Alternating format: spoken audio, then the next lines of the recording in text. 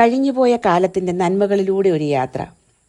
തനതായ ഭൂപ്രകൃതിയിൽ നിന്ന് ഒരുപാട് മാറിയിട്ടില്ല വയനാട്ടിലെ കന്നിവയൽ. മറ്റു നെൽപ്പാടങ്ങളുടെ നഷ്ടസ്വപ്നങ്ങളില്ലാതെ സമയാസമയങ്ങളിൽ കതിരണിയുന്നു ഇവിടുത്തെ നെൽപ്പാടങ്ങൾ. ഞാനിവിടെ കാണാനെത്തിയത് അവരുടെ കാവൽക്കാരനെയാണ്, ചെറുവയൽ രാമൻ.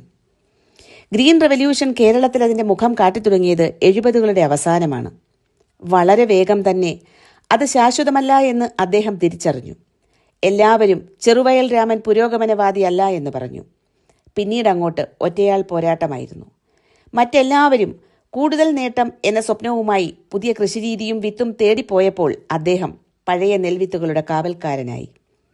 പതിയെ കാലം പാരമ്പര്യ വിത്തുകളുടെ ഗുണം മനസ്സിലാക്കിയപ്പോൾ രാജ്യം അദ്ദേഹത്തിന് പത്മശ്രീ നൽകി ആദരിച്ചു.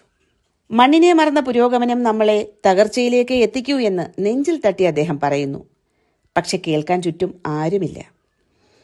അദ്ദേഹത്തിന്റെ മൺവീടും ഒരു കാലത്തിന്റെ ബാക്കി പത്രമാണ്.